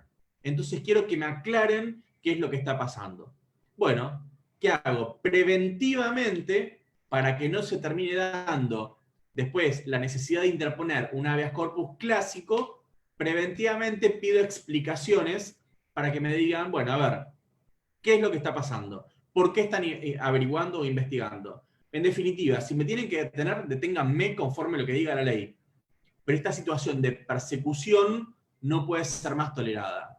Eso es, en definitiva, lo que el amparo preventivo busca. Por otro lado, tenemos el amparo correctivo. ¿Cuál es el amparo correctivo? Es aquel que interponemos cuando las condiciones o la forma en la cual se está llevando adelante el cumplimiento de una sanción, en este caso la pena de prisión, se desvirtúa, es decir, se vuelve más grave y legítimamente grave. Supongamos que una persona está privada de su libertad porque fue condenada, y aclaro que esto rige tanto para los que están condenados como para los que están como presos preventivos, pero supongamos, por ejemplo, que esa persona de repente se ve impedida de recibir visitas, sin explicación alguna. De repente, de un día para el otro, cuando los quieren ir a visitar, no puede recibir visitas. No lo dejan ir a ver a sus familiares, ir a verlos a la sala donde se hace la visita, ¿no? O de repente no le permiten más enviar cartas a sus familiares o recibir correspondencia de sus familiares. Y no hay una justificación. Bueno, en esos casos hay un agravamiento de la detención o en este caso de la condena. ¿Por qué? Porque esa prisión debe darse en condiciones tal que él pueda tener contacto con el exterior, porque justamente lo que se busca es resocializarlo. Y si todos los demás presos pueden ver a sus familias, o los que no la pueden ver, es por una causa justificada, porque él, que no tuvo ninguna razón para ser privado de eso, se ve privado de ese derecho. En ese caso, se busca corregir, por eso se llama correctivo, se busca corregir la forma ilegítima, el agravamiento ilegítimo en el cual se incurrió en esa prisión o en esa detención que concretamente está padeciendo la persona, el hombre o la mujer, quien sea, ¿no? Y finalmente, la última clasificación es el restrictivo, que este va a proceder contra todo acto o autoridad, siempre va a ser pública, que sin necesidad de que nos prive de libertad, porque en ese caso ya interpondríamos un clásico, genera hostigamiento o alteraciones a la libertad que nosotros tenemos. Por ejemplo, una persona quiere volver a su país y no puede ingresar porque tiene una orden de arresto. Entonces sabe que si ingresa lo van a detener. Y no hay motivo para que sea así. No hay motivo para que sea arrestado. Bueno, en ese caso puede interponer una acción de habeas corpus para que se aclare la situación y de esa manera pueda volver a su país sin verse amenazado, sin ver su libertad física o ambulatoria, sin verse restringida, para poder ingresar sin ningún inconveniente. Vistos los 4 tipos de habeas corpus que tenemos, en la última pantalla que vamos a ver ahora, lo que vamos a visualizar son los supuestos, ¿sí? Perdón, los demandados que podríamos tener en estos supuestos. ¿Quiénes son los que pueden ser demandados? Las autoridades públicas, el Estado Nacional, los estados provinciales o el Estado de la Ciudad Autónoma de Buenos Aires. ¿Por qué?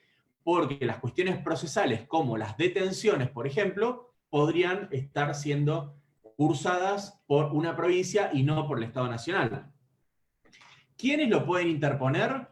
El propio afectado, la persona que ve limitado o restringida su libertad física, o bien cualquier otra persona que lo haga en su beneficio. Esto significa que, a diferencia del amparo, acá ya no tenemos una limitación.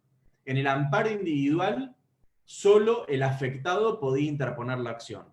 En el amparo colectivo, el afectado, el defensor del pueblo y las asociaciones que propendan a los fines vinculados con los derechos de incidencia colectiva. En el habeas corpus, el afectado y cualquier persona, amigo, familiar, conocido, profesor, no me manden mails para que vaya a presentarlo, quien sea, puede ir y presentarse y decir, acá hay una persona que está viendo restringida su libertad física, acá está la fundamentación, presento este habeas corpus para que se aclare la situación. Es decir, que la legitimación activa es quién puede presentar la acción. Es súper amplia. Y la legitimación pasiva es ante quién presentamos esa acción. En este caso, las autoridades públicas. En el caso del amparo, las autoridades públicas, las personas físicas o personas humanas, como lo dice el Código Civil y Comercial, o las personas jurídicas. Bueno, esto es todo lo que tenía para el día de hoy. Les agradezco muchísimo por la atención y si tienen alguna pregunta, estoy a disposición para responderlas. Si no, Matías, te paso la palabra a vos para que me informes si hay algo para comentar. Sí, Martín, nos estuvieron llegando algunas dudas, un par te las voy diciendo, a ver si de a poco vamos contestando. Primero, acá nos preguntan, bueno, en cuanto al amparo, ¿cómo sería el amparo por mora o el sumarísimo? Preguntan. Bien, el amparo, a ver, el amparo es un proceso sumarísimo, ¿sí? Es un tipo de proceso sumarísimo. No es que hay un amparo sumarísimo. Dentro de la clasificación de los procesos están los diferentes tipos de procesos ordinarios, sumarios o sumarísimos. El primero es el que tarda más tiempo, el que lleva más cantidad de plazos, más extensos y donde la duración puede llegar a ser eterna. El sumario es más breve y el sumarísimo es el más rápido de todos. Entonces, el amparo es uno de los procesos sumarísimos que están regulados en nuestra ley. El amparo por mora es el amparo en virtud del cual, yo no lo mencioné porque no está en el artículo 43 y no tiene que ver directamente con los derechos humanos o con el derecho constitucional, sino que se vincula fundamentalmente con el derecho administrativo. Está previsto en la ley 19.549 de procedimientos administrativos, así como también en las leyes locales de procedimiento administrativo de la ciudad autónoma, de la provincia de Buenos Aires o del resto de las provincias, y procede cuando nosotros le hacemos una consulta o presentamos un reclamo ante la administración pública y la administración no nos contesta. Entonces, ¿qué podemos hacer? Bueno, hay leyes que establecen que si no nos contestó en un tiempo determinado, podemos interponer un pronto despacho. Es un escrito también administrativo en el cual se le otorga un plazo determinado para que responda. Y si no responde, se considera que nos negó lo que pedimos. El silencio actúa como denegatoria. Entonces ahí ya podemos recurrir a la justicia. En cambio, el amparo por mora es no hacer un pronto despacho ante quien nos tiene que responder pidiéndole que nos responda, sino pedirle al juez que le diga a quien nos tiene que responder que tiene X cantidad de días para respondernos. ¿Cuál es la diferencia entre uno y otro? Que en el pronto despacho nosotros lo que estamos buscando es no judicializar el tema, sino pedirle a la propia administración, respóndeme porque ya pasó un tiempo prudencial y no me respondiste. ¿Cuál es el riesgo? Que no me responda nunca. En cambio, en el amparo por mora, le pedimos al juez, mirá, aquel órgano de la administración no me está respondiendo hace 6 meses algo que pregunté. Entonces el juez va a decir que tiene 5 días, o 10 días, u 8 días, depende el plazo que establezca cada ley local y lo que el juez en algunos casos determine, y le va a decir, tiene tal plazo para responderle. Ese es el amparo por mora. No se busca garantizar un derecho, sino que un derecho general, sino lo que particularmente se busca es el derecho que tenemos a que la administración responda nuestros requerimientos. Perfecto. Por otro lado, nos preguntan, en habeas corpus, ¿quiénes pueden ser demandados?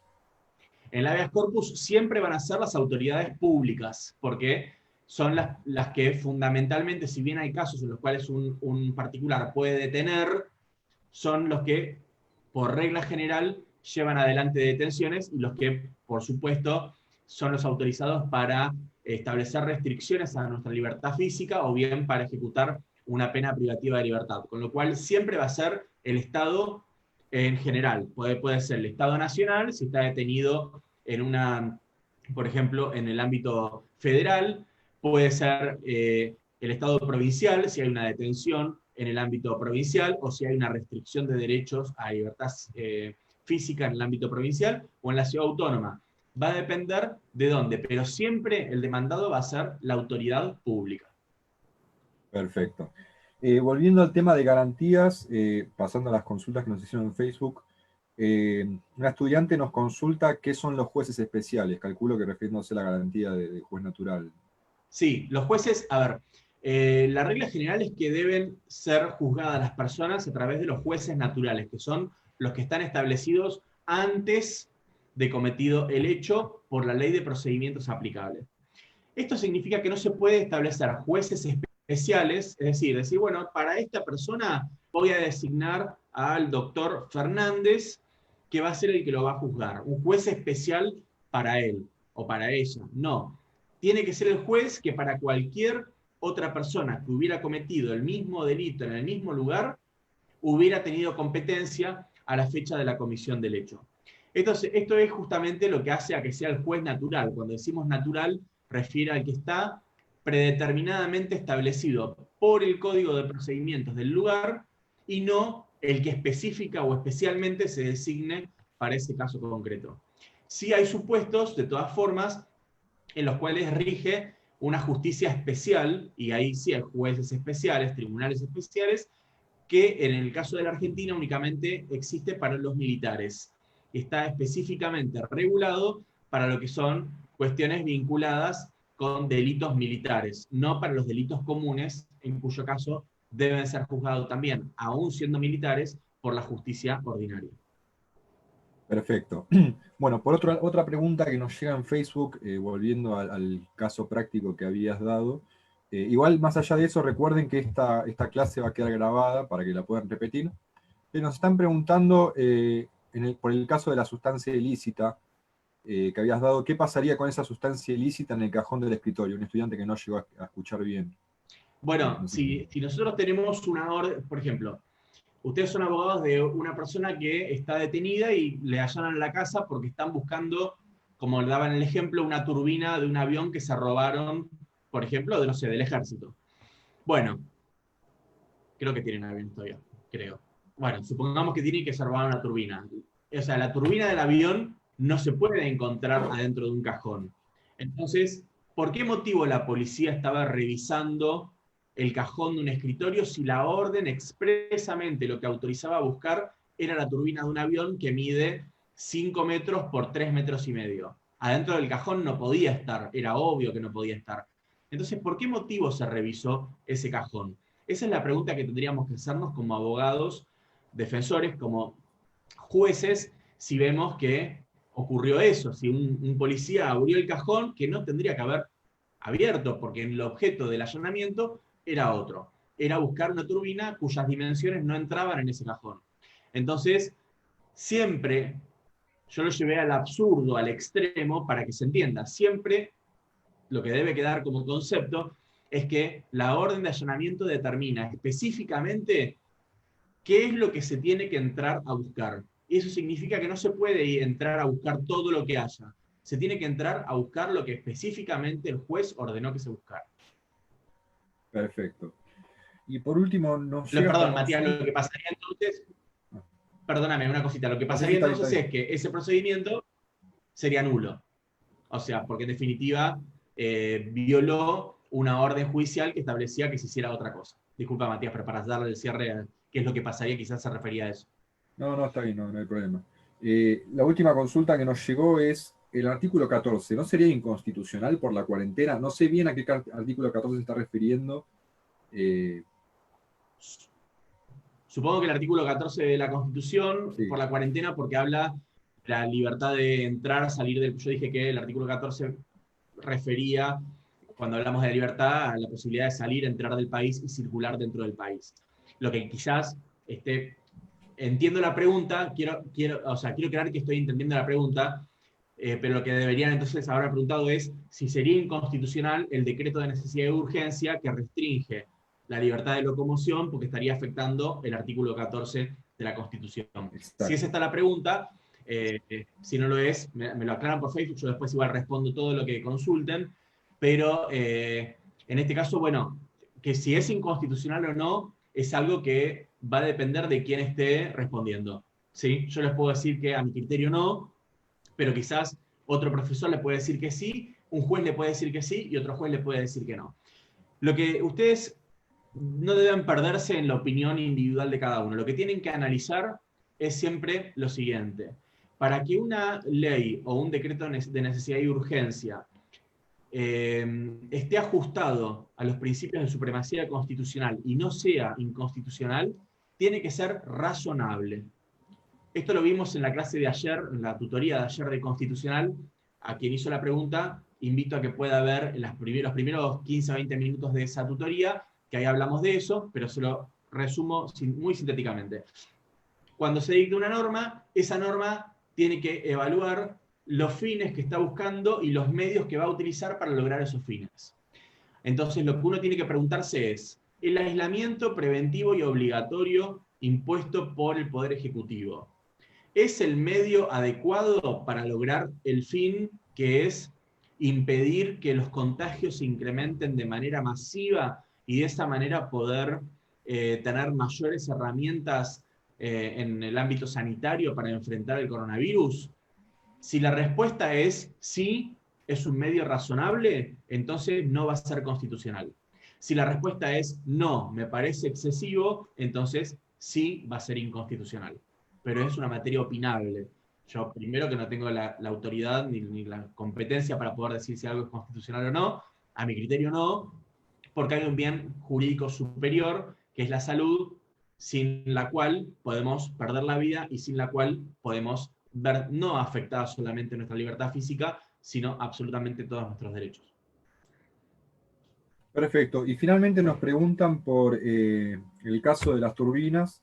¿Qué pasaría si hubiera una denuncia anónima? Entiendo así la pregunta. Bueno, puede haber una denuncia.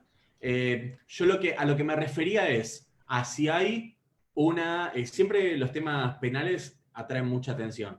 Yo lo que quise graficar con el ejemplo es: si la orden de allanamiento dice que hay que ir a buscar A, B y C, quienes llevan adelante ese allanamiento tienen que buscar A, B y C. No pueden buscar otra cosa.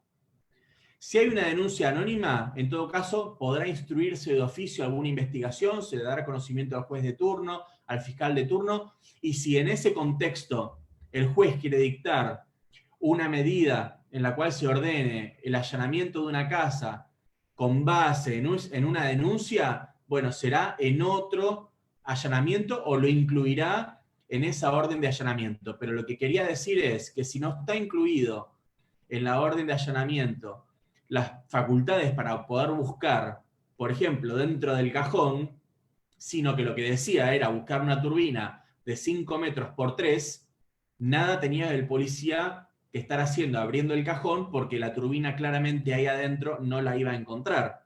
Entonces a eso me refería, que se debe buscar estrictamente lo que dice la orden de allanamiento. Si hubo una denuncia y se incluyó en la orden de allanamiento la posibilidad de allanar todo el domicilio sin límite, digamos, poder inspeccionar cajones, poder inspeccionar armarios, todo lo que fuera necesario, bueno, ahí porque se podrá buscar documentación, por ejemplo, también. Bueno, ahí sí sería posible. Pero en el supuesto que yo di, era solo buscar la turbina con esas dimensiones que claramente dentro del cajón no iban a estar. Perfecto, Martín. Bueno, esa era la última duda que había. Bueno, entonces damos por finalizada la segunda tutoría de Derechos Humanos. Bueno, nuevamente te quería agradecer a vos por darnos tu tiempo para dar esta clase. A ver, espérame que quiero ver si... No, yo estoy dejando mis contactos por si alguien me quiere después preguntar algo para que tengan los medios de contacto. Perfecto, ahora yo también lo comparto en Face, así los estudiantes que están mirando en Face tienen. Buenísimo. Bueno, nada, como te decía, agradecerte nuevamente por darnos tu tiempo para dar esta clase. Y bueno, y les aviso a los que están que si les interesa, a los que están mirando, vamos a seguir ahora con la tutoría vamos a hacer dos tutorías en simultáneo, una de Derecho Administrativo a cargo de Santiago Rubio, es la segunda, docente de la facultad del CPO. Y por otro lado, los que todavía no hayan definido qué orientación quieren seguir en el CPO, vamos a estar dando una tutoría sobre teoría del delito, que, bueno, obviamente es la materia de la orientación de penal, así que también más que invitados. Y bueno, nuevamente, gracias Martín, no sé si querés decir algo más o ya cerramos No, acá. gracias a ustedes, Matías. Gracias por la invitación y bueno, gracias a todos los que estuvieron escuchando y cualquier duda, por supuesto, a disposición. Nos vemos la próxima. Perfecto, bueno, muchísimas gracias y hasta la Gracias. próxima. Hasta luego.